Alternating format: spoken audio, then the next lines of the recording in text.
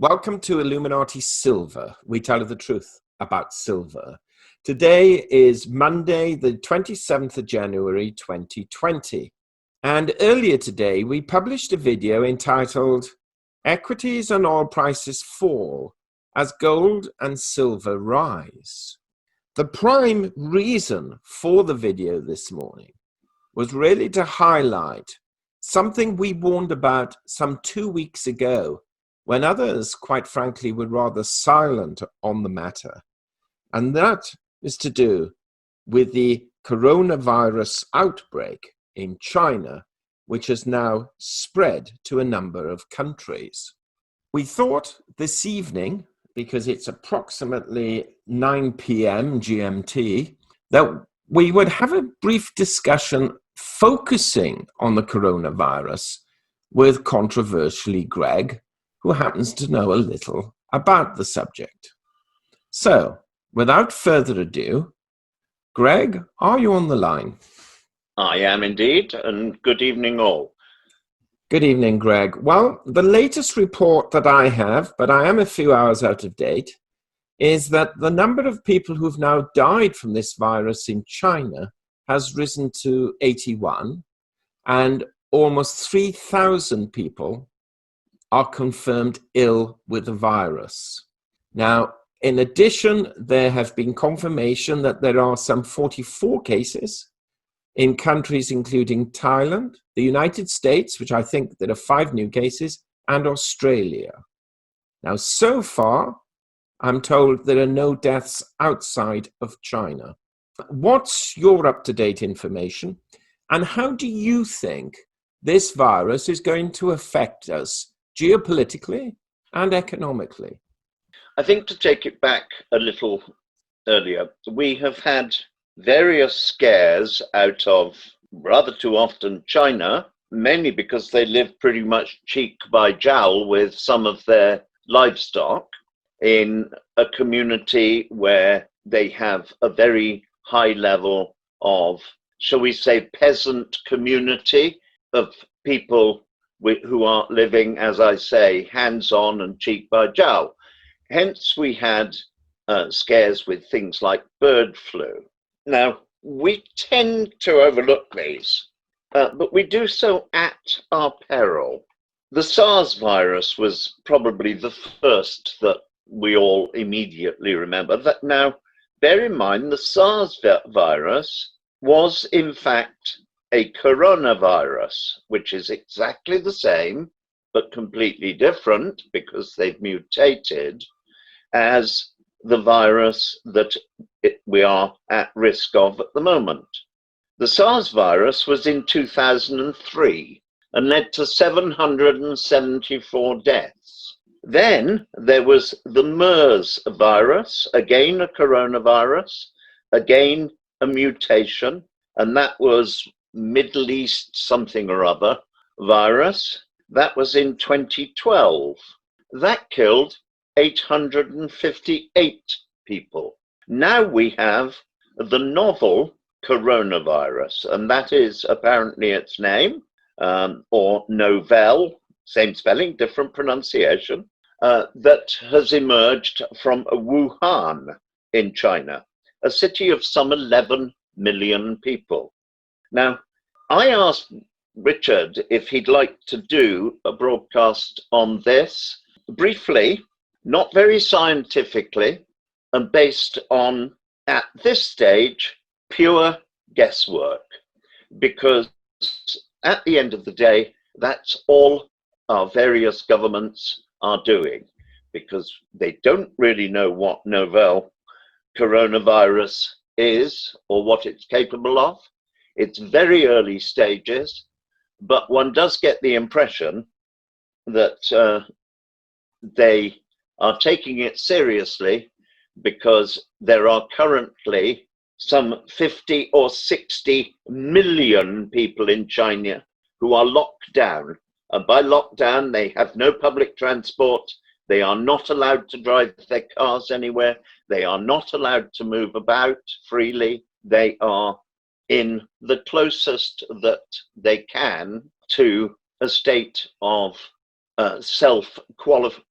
quarantine so that it reduces the possibility of catching this new virus. Now, the virus could be in the process of petering out, and we will hear no more of it. Or it could be the beginning of a global pandemic.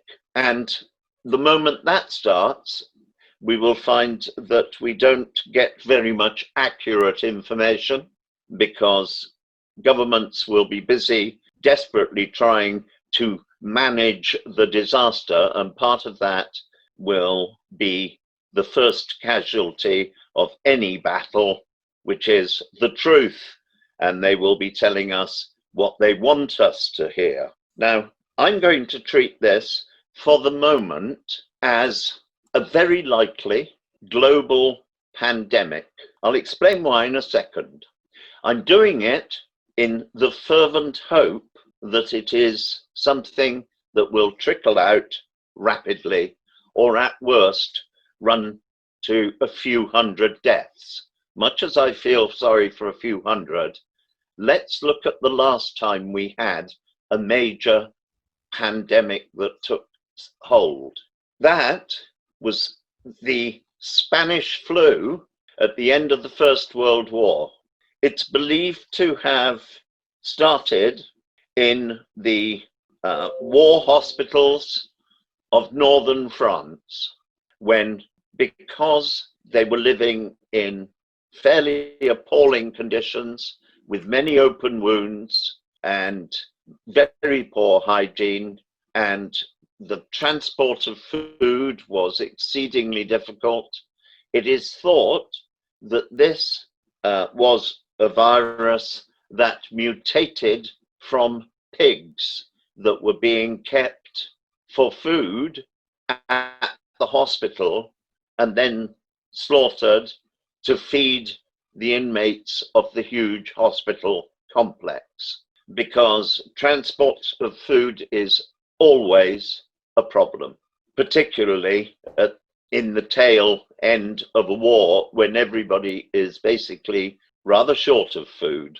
It's thought to have broken out in 1917, and as you will recall, the war ended in 1918, and with the mass migrations of armies back to their countries and people flowing around Europe in a state of some confusion, poverty, and fairly desperate circumstances as refugees, either trying to find somewhere to live and survive, or to escape somewhere, or to get back to their home.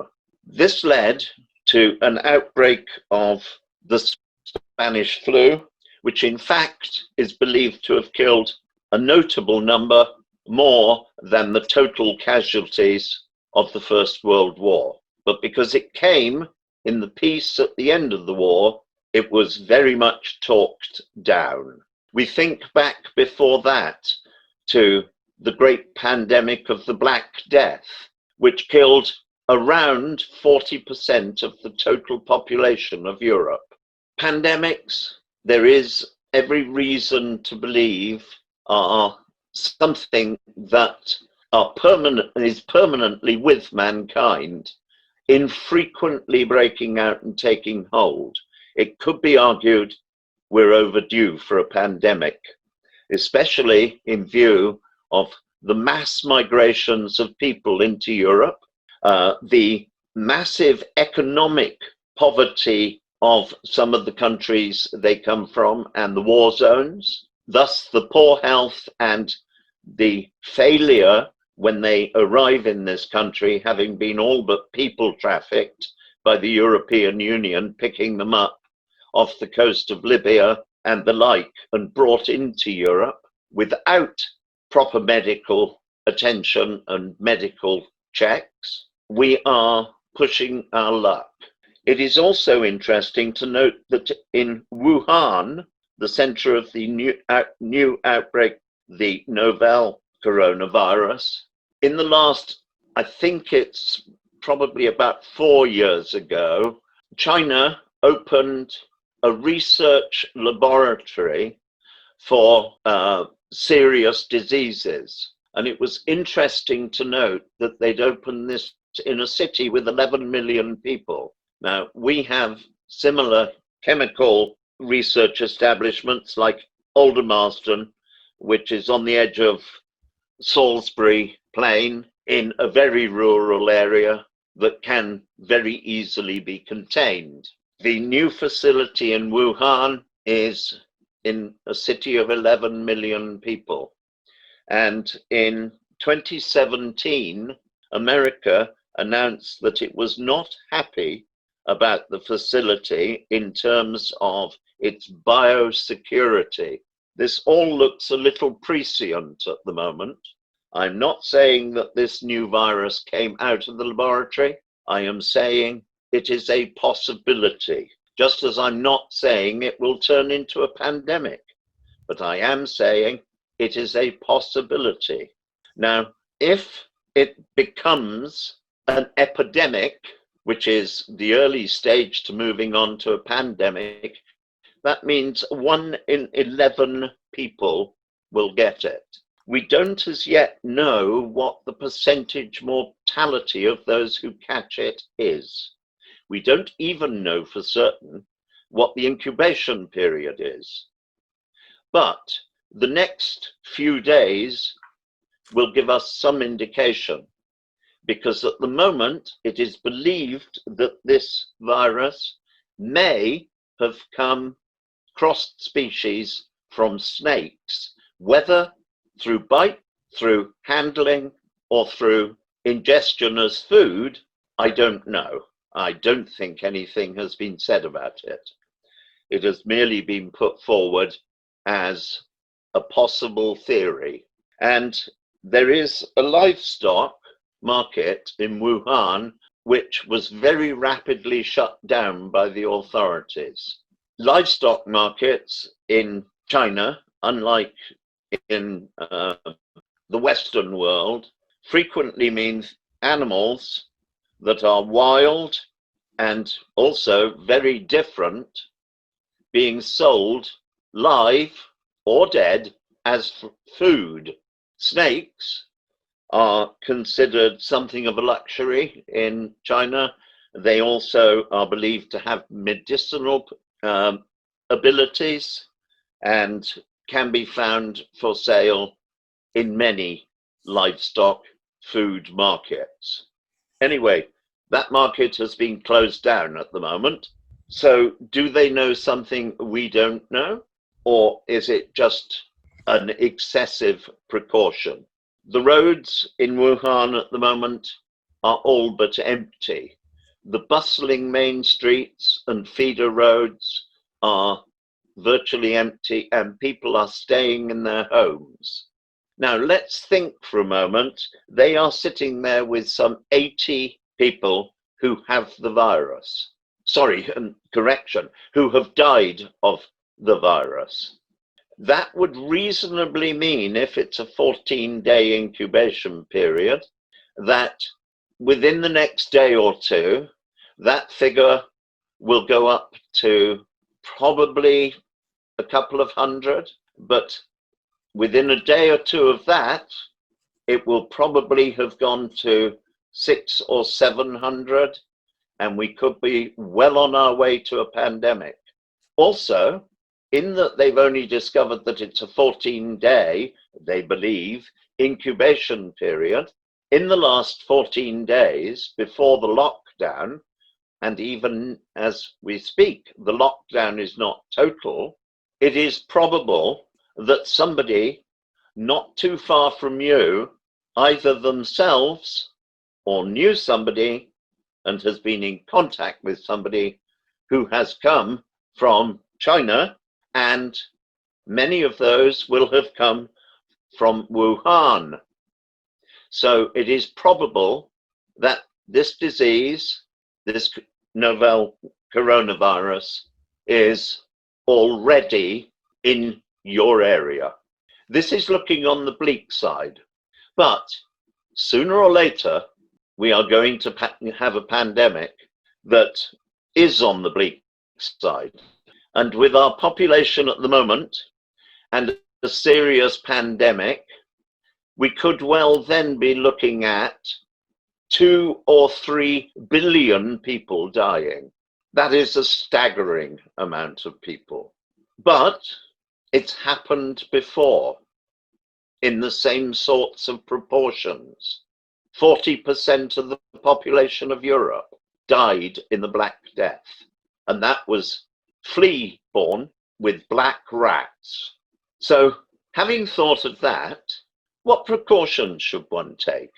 Greg, if I stop you there a second, because I want to come on to that. But first, I'd like to ask you, because what we're concerned here is not just the history of this, but what effect this could have, both economically, politically, and of course from a health perspective in the near future. Now, what I can say, it was reported just 2 hours ago that the municipal government of Shanghai has ordered companies not to resume work after the Chinese New Year holiday until the 3rd of Feb instead of the 31st of January. The Shanghai Stock Exchange will remain closed now until the 3rd of February. Disney has closed its parks in Shanghai. A number of companies have now suspended their China operations. Now, this is at the moment focused in China, but taking your point about it spreading, and as you correctly say, some have said there's a sort of incubation period of 8 to 10 days or up to 14. And if we take 14 as just for a moment as an acid test, as you rightly say, there could be in 2-3 weeks' time, thousands of people blighted with this, and many hundreds moving into thousands starting to die. So ramifications, before we look at potential cures, ramifications. How big do you think, not what it could get to, but how big do you think this will get to? I think we must always be optimistic. And I think that it will probably peter out, just like SARS, just like MERS did, also the same type of virus, a different mutation. That with a figure probably around 1,000 deaths. Now, of course, we must always in life be optimistic, but we must also pragmatically look at what could it be and how do we protect against it and what are the dangers? You ask about what will this do to economies. Well, if we start dying in our thousands, I don't think anyone will give a flying fig about economies or politicians. And when you think that in Britain, we have prepared, ready for supermarket shelves, approximately 9 days of food. We are then looking at bringing in the next wave of import food, whether imported from the farms, from the major producers, or from overseas, but imported to the supermarket structure. Now, as soon as we start seeing 1 or 2 items running out in supermarkets, there'll probably be absolute essentials for the woke brigade, like avocados and prawns. There will be a degree of panic buying, and the shelves in the supermarkets will be stripped within 12 hours. You will then find that will exacerbate the potential for panic, and the resupply of supermarkets, the only way that you'll be able to do it would be with armed guards, because food, people start to be prepared to fight for after not eating, not so much themselves, but their families for 2 or 3 days. We are a society that is very, very dependent on technology. We're not living on the land. We're not living cheek by jowl with animals that are in our food chain. We are living dependent on technology.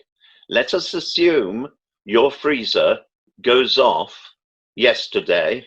That would mean you'd have food from the freezer, if you were very lucky, probably tomorrow and the day after. You would have food in your pantry that would probably give you something to eat for another couple of days.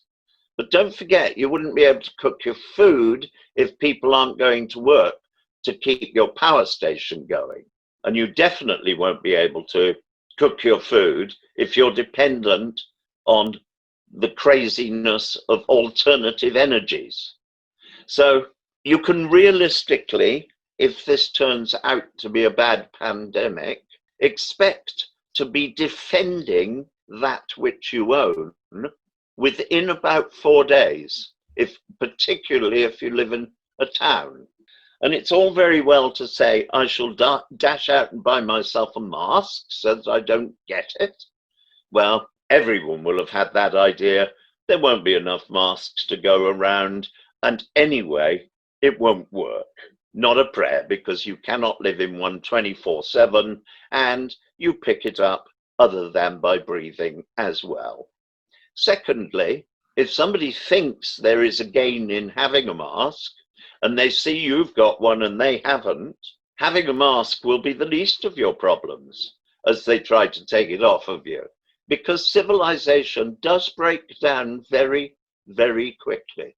So we have to not so much think of this as a pandemic. We have to be optimistic about it and hope that it will be like the last couple of potential pandemics, SARS and MERS, but we should take it as an object lesson for how are we going to strengthen our society to make sure that when the pandemic does arrive, as many of us as possible survive it in a civilized manner. When I spoke to Richard first about doing this podcast, it was not with a view to arming everybody or proving that it was going to happen. It was to say that sooner or later it will happen, just as sooner or later we will have a supervolcano, just as sooner or later this planet will be hit by an asteroid, just as sooner or later the sun's fluctuation of output will create climate change of consequence, as opposed to this Toy Town version that we have every idiot and his uncle trying to scare us with for the benefit of carbon tax and generally managing the people. Right, Greg, on that note, at the moment, my inbox is deluged from pumpers saying, buy gold and silver now. This is a 100 year opportunity. This is the worst viral outbreak for 100 years. Even Chris Martison and Mike Maloney have published a podcast today telling everyone the last time something even near to this happened, gold went through the roof and so did silver. What's your take? Should we rush out now and start buying gold and silver, Greg? Since it's very topical at the moment with British television, may I quote Mandy Rice Davis? She said, well, they would say that, wouldn't they? And the pumpers make a living, in my opinion, utterly corruptly, out of taking every scare opportunity possible to tell everybody to buy, and that gold and silver will be $1 squillion a gram within minutes if you don't buy it right now, because they, virtually all of them, make money out of gullible idiots. I'm sorry, I'm not going down that road. We will tell you, or more to the point, Richard will tell you honestly what he believes will happen with gold and silver. And quite honestly, it couldn't matter less. If you've got nothing to eat, you ain't going to be able to buy anything with your gold and silver, and you will be no better off. Just as the preppers will be eating their food all on their own, yeah, likely, all on their own until a gang comes up, and even with their 43 weapons each, they won't be able to survive. Sometimes when one looks at the outcome, it is better to avoid that outcome. No, gold and silver will become utterly inconsequential. It may be a squillion dollars a gram, but nobody will be buying and selling it. They will be much too busy trying to buy an egg. Well, thank you for that, Greg. I can say that earlier today, gold and silver prices did actually shoot up, relatively speaking. Not dramatically, but they did rise. They've fallen back slightly. But one thing for sure is that the stock markets have taken somewhat of a hit. Even while you and I have been speaking, the Dow Jones... Richard, it's based on gambling. Absolutely. The Dow Jones has fallen 100 points, so it's now down 453. The Nasdaq's down 175. The S&P is down 50. All of the European and Middle Eastern markets are down. Ironically, the one market that's actually risen today is the Hang Seng. So I don't quite know what's happening in Hong Kong today, but that market has actually gone up. Greg, we have to leave it there. It's been a long interview. Thank you so much. So what you're basically saying is forget the masks, forget gold and silver, forget your guns, forget everything. We're all going to die. No, I'm saying it ain't going to happen, but we need to prepare for it when it is going to. Statistically, I think it is unlikely to be this instance, but it will happen. And what do you do to prepare then? Guns, food, and ammo. Is that what you're stating? No, start preparing a society that isn't so dependent on the technicalities and has a far greater distribution of its asset wealth. Because if that's converted into things people want and need, we will be a stronger, happier society. I saw a lovely cartoon the other day of 4 monkeys, one with its hands over its eyes, see no evil, one with its hands over its ears, hear no evil, one with its hands over its mouth, speak no evil, and the other one staring at its mobile phone, understand nothing. On that note, thank you very much. Thank you, and good night. So there we have it. Greg's opinion. Do you agree with it or disagree? What we can say is that the SARS virus is reported to have cost the world economy $40 billion. Will this cost the world economy more? We suspect it might. In any case, when the world is already teetering on the brink of recession, will this make matters even worse? Whatever Greg may have said about gold and silver, and broadly we agree with him, at some stage, none of us really know what effect this will have on our respective currencies, particularly smaller countries. Therefore, gold and silver will always act as a safety net. But yes, we fully agree, we have to be prepared to protect it. Thank you for listening. Please share your comments below. And if you haven't already done so, kindly subscribe to our channel and press the bell sign so that you are notified of videos as and when they are published. We hope you have found this video interesting and informative. And if so, please give it a thumbs up and share it on social media. Please ensure that you have subscribed to our channel and press the bell sign so that you are notified of any future videos.